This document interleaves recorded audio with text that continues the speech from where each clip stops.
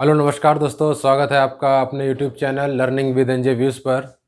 दोस्तों, आज की वीडियो में हम जो डिस्कस करने वाले हैं वो हमारा पॉइंट है मध्यकालीन भारत का इतिहास। तो मध्यकालीन भारत का इतिहास हम लोग पढ़ रहे थे और उसके अंतर्गत हम लोग दिल्ली सल्तनत की बात कर रहे थे। किसकी बात कर रहे थे?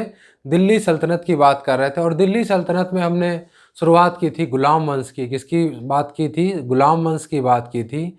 और गुलाम वंश के सभी शासकों के बारे में पढ़ लिया था। अब हम बात करेंगे किसकी? खिलजी वंश की। किसकी बात करेंगे? खिलजी वंश की। दोस्तों, खिलजी वंश जो है उसकी शुरुआत कब मानी जाती है? तो खिलजी वंश की दोस्तों जो शुरुआत मानी जाती है वह 1290 से लेकर 1320 तक मानी जाती है। कब मानी जाती है? 1290 से लेकर 1320 ईस्वी तक मानी जाती है। दोस्तों, जो खिलजी वंश के जो संस्थापक थे उनका नाम था जलालुद्दीन फिरोज खिलजी। क्या नाम था? जलालुद्दीन फिरोज खिलजी। जलालुद्दीन फिरोज खिलजी जो थे वो दिल्ली सल्तनत पर या दिल्ली सल्तनत के अंतर्गत शासक जो था, जो राज कर रहा था, वो सबसे वृद्ध शासक माना जाता है। कौन? जलालुद्दीन खिलजी। कौन? जलालुद्दीन फिरोज खिलजी जो था सबसे वृद्ध शासक था जो दिल्ली सल्तनत की गद्दी पर बैठा था। तो इसको आप ध्यान रखिएगा। इसका दूसरा अन्य नाम था मलिक फिरोज। क्या था? मलिक फिरोज नाम से भी हम इसे जानते थे। दोस्तों, जलालुद्दीन फिरोज खिलजी जब बैठता है तो वो अपना राज्याभिषेक कहाँ कराता है? वो कराता है किलोकारी। कौन सा? किलोकारी महल, जो कि पास में है नई दिल्ली के। वहां पर ये क्या करता है? अपना राज्याभिषेक कराता है।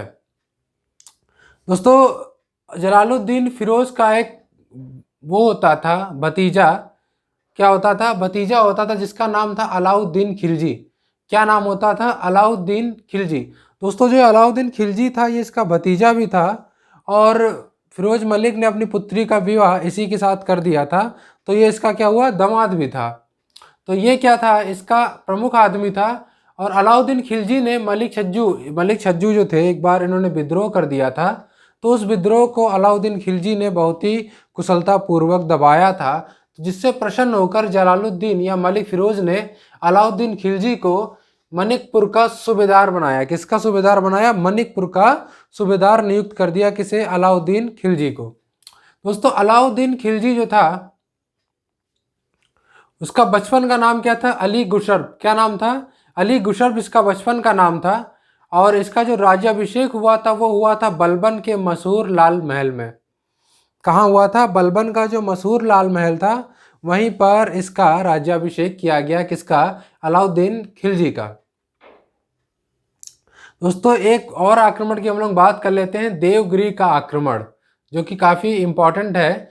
तो सन 1294 ईस्वी में देवगिरी के शासक कौन थे? रामचंद्र यादव थे। के ऊपर अलाउद्दीन खिलजी ने आक्रमण किया और पराजित किया तथा वहां से काफ़ी मात्रा में धन की लूटपाट की। किसने?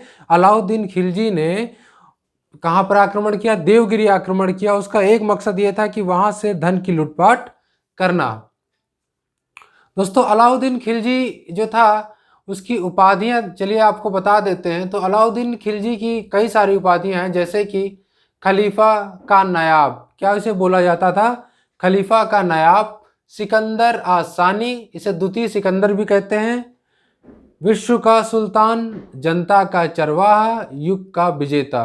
दोस्तों, ये सब इसकी उपाधियां हैं जिसको आपको ध्यान में रखना है। क्या क्या है? विश्व का सुल्तान, जनता का चरवाहा और खलीफा का नायाब और सिकंदर सानी। तो ये सब दोस्तों इसकी क्या है? उपाधियां हैं। दोस्तों, इसने क्या किया था सन 1296 ईस्वी में? किसमें? सन 1296 ईस्वी में अपने चाचा की हत्या कर दी थी, जिनका नाम था जलालुद्दीन फिरोज खिलजी। उसी के बाद ये क्या करता है? गद्दी पर बैठता है। इसके दोस्तों अलाउद्दीन खिलजी के जो क्वेश्चन बनते हैं उसके प्रमुख सेनापति पूछ लेता है। तो इसके प्रमुख सेनापति कौन कौन है, आप ध्यान से पढ़ लीजिए। तो प्रमुख है मलिक कफूर, इसका काफ़ी विश्वासी सेनापति था मलिक कफूर। दूसरा है जफर खां या उलुग खां। तीसरा है नुसरत खां और अलप खां। तो दोस्तों, ये जो थे इसके प्रमुख सेनापति थे मलिक गफूर क्या करता है, इसके जब ये दक्षिण भारत अभियान पर जाता है अलाउद्दीन, तब उसके साथ में होता है। और जब मंगोलों का सामना होता है, जब उसके साथ में जफर खां, उलूग खां होते हैं। और उत्तर पश्चिम या राजस्थान या आपका गुजरात साइड में जब ये जाता है, तब वहाँ पर इसके साथ में नुसरत खां और अलप खां होते हैं।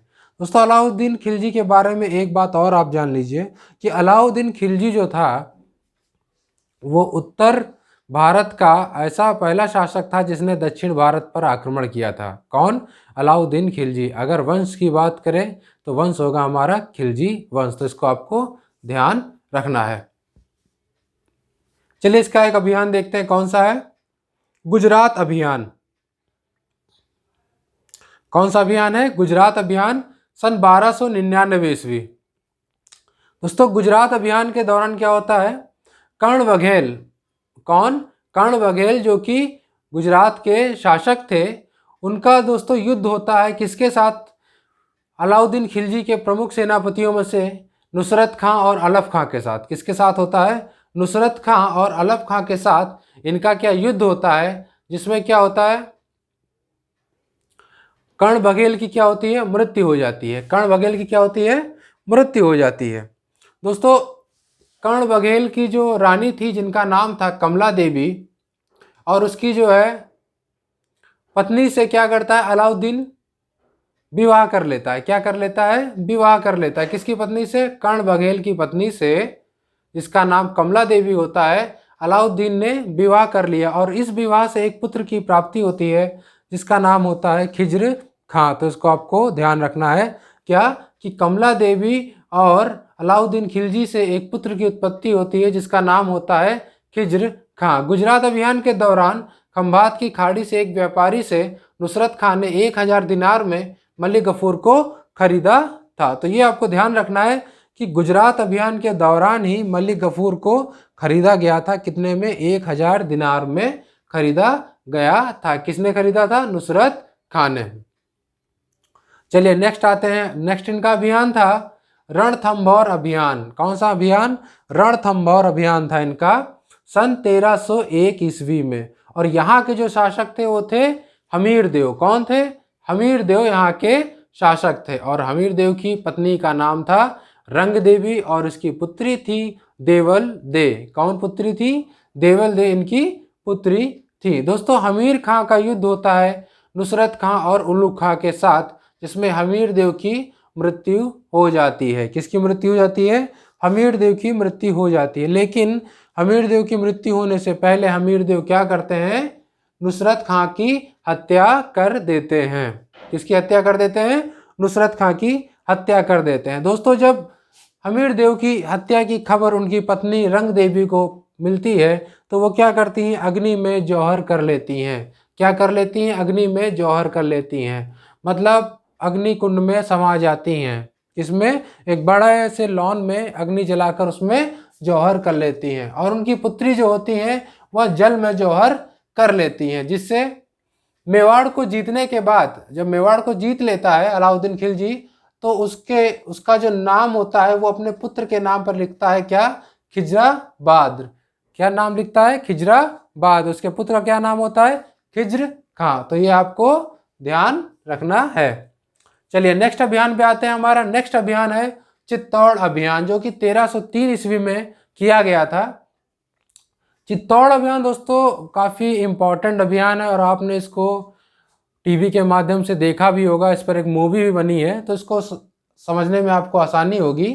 तो चित्तौड़ अभियान सन 1303 ईस्वी में होता है और चित्तौड़ के शासक होते हैं राजा रतन सिंह। कौन होते हैं? राजा रतन सिंह वहाँ के शासक होते हैं। और उनकी जो पत्नी होती है जिनका नाम होता है रानी पद्मिनी। क्या होता है? रानी पद्मिनी। तो दोस्तों रानी पद्मिनी काफ़ी खूबसूरत रानी होती हैं, उनकी बात कही गई उसमें। और इनके दरबार में दोस्तों एक रहता है पंडित जिसका नाम होता है राघव चेतन। कौन होता है? राघव चेतन जो होता है इनका दरबारी पंडित होता है। दोस्तों कुछ विवाद के कारण क्या करते हैं राजा रतन सिंह, किसको? राघव पंडित को अपने दरबार से भगा देते हैं। किसको? राघव चेतन नाम का जो पंडित होता है उसको अपने दरबार से भगा देते हैं। कौन? राजा रतन सिंह। दोस्तों इसी अपमान का बदला लेने के लिए वो क्या करता है, अलाउद्दीन खिलजी से जाकर मिलता है। कौन? पंडित जो होता है राघव चेतन। दोस्तों राजा रतन सिंह के दो प्रमुख सेनापति थे, कौन कौन? गोरा और बादल। दोस्तों काफी वीर थे और युद्ध में काफी कुशल सेनापति माने जाते हैं गोरा और बादल, जो कि युद्ध के दौरान वीर गति को प्राप्त हो जाते हैं तथा युद्ध में राजा रतन सिंह की भी मृत्यु हो जाती। दोस्तों जब युद्ध होता है अलाउद्दीन खिलजी और राजा रतन सिंह के साथ, तो राजा रतन सिंह की मृत्यु हो जाती है, हत्या कर दी जाती है, जिसकी खबर सुनकर रानी पद्मावती क्या करती हैं, 16,000 रानियों के साथ, दोस्तों 16,000 रानियों के साथ मिलकर वो अग्नि कुंड या अग्नि में जौहर कर लेती हैं। कौन? रानी पद्मावती या रानी पद्मिनी। दोस्तों इस अभियान में अमीर खुसरो भी साथ में थे। कौन? अमीर खुसरो जो साथ में थे। इसने क्या किया था, अपना वर्णन किया था। इसने क्या किया था, इस पूरी गाथा का वर्णन किसमें किया था? अपने ग्रंथ खजाइन उल फतूह में। किसमें किया था? खजाइन उल फतूह नामक एक ग्रंथ लिखा था, जिसमें उन्होंने इसकी जानकारी दी थी। किसकी? अग्नि जौहर की। किसने? अमीर खुसरो ने। तथा 16वीं सदी में एक और हुए कवि जिनका नाम था मलिक मोहम्मद जैसी। उन्होंने भी एक ग्रंथ लिखा जिसका नाम था पद्मावत, और इस पद्मावत में भी इस जौहर की बात की गई है जो रानी पद्मिनी ने 16,000 रानियों के साथ किया था। चलिए नेक्स्ट अभियान देखते हैं क्या है। दोस्तों नेक्स्ट अभियान है वारंगल अभियान। क्या है? वारंगल अभियान है। दोस्तों इसके शासक जो थे प्रताप रुद्र देव थे। कौन थे? प्रताप रुद्र देव थे। दोस्तों प्रताप रुद्र देव के साथ किसका पहले होता है सामना? वो होता है मलिक छज्जू का। किसका? मलिक छज्जू का सामना होता है, जिसमें मलिक छज्जू बहुत बुरी तरीके से पराजित हो जाता है। बाद में इसकी जानकारी जब मलिक गफूर को पड़ती है, तो मलिक गफूर जाता है और राजा प्रताप रुद्रदेव को हरा देता है। क्या कर देता है? हरा देता है। और राजा प्रताप रुद्रदेव के पास मशहूर कोहिनूर हीरा होता है, जिसको छीनकर अलाउद्दीन को भेंट करता है। कौन? मलिक गफूर। तो इसको आपको ध्यान रखना है। चलिए अब अलाउद्दीन के प्रमुख कार्यों के बारे में भी जान लेते हैं। अलाउद्दीन के दोस्तों प्रमुख कार्य थे दीवाने रियासत। क्या था? उसने एक स्थापना की थी दीवाने रियासत। ये क्या देखता था? ये आर्थिक मामलों से संबंधित जो भी कार्य होते थे वो इसमें देखे जाते थे। किसमें? दीवान ए रियासत में। दोस्तों डाक व्यवस्था की शुरुआत भी किसने की थी? तो डाक व्यवस्था की शुरुआत भी अलाउद्दीन खिलजी ने की थी। वो पहला शासक था दिल्ली सल्तनत का जिसने डाक व्यवस्था की शुरुआत की थी। नेक्स्ट आते हैं हम स्थायी सेना। उसने क्या किया था? सेना को स्थायी किया था। सेना स्थायी रहती थी और उसको स्थायी वेतन मिलता था। दाग एवं महाली की व्यवस्था की थी उसने। सैनिकों को नगद वेतन देता था तथा घोड़ों को दागने की भी शुरुआत किसने की थी? अलाउद्दीन खिलजी ने की थी, जिससे उसे आसानी से पहचाना जा सके।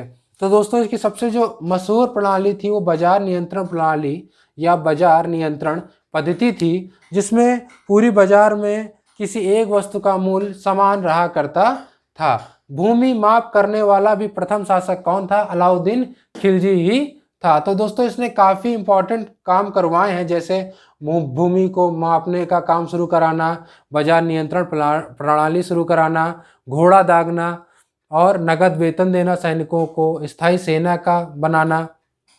ये सब क्या थे? इसके प्रमुख कार्य थे। दोस्तों जितने भी अभियान ने जीतता था उन सभी की याद में उसने क्या बनवाया? अलाई दरवाजे का निर्माण करवाया अलाउद्दीन खिलजी ने। दोस्तों अलाउद्दीन खिलजी के बाद जो उसका उत्तराधिकारी होता है वो होता है मुबारक शाह खिलजी। कौन होता है? मुबारक शाह खिलजी होता है। और मुबारक शाह खिलजी के बारे में ये भी बताते हैं कि मुबारक शाह खिलजी कभी कभी अपने राज दरबार में नग्न अवस्था में भी आ जाया करता था। दोस्तों मुबारक शाह खिलजी की हत्या कौन करता है? गयासुद्दीन तुगलक, और अपने तुगलक वंश का निर्माण करता है या स्थापना करता है। तो दोस्तों ये खिलजी वंश था हमारा पूरा। अब इसके बाद का जो वंश हम पढ़ेंगे वो पढ़ेंगे तुगलक वंश। अगर दोस्तों आपको वीडियो पसंद आया हो तो वीडियो को लाइक करिएगा और वीडियो को ज़्यादा से ज़्यादा शेयर करिए। और अगर अभी तक आपने हमारा चैनल सब्सक्राइब नहीं किया है तो इसको सब्सक्राइब कर लीजिए। धन्यवाद।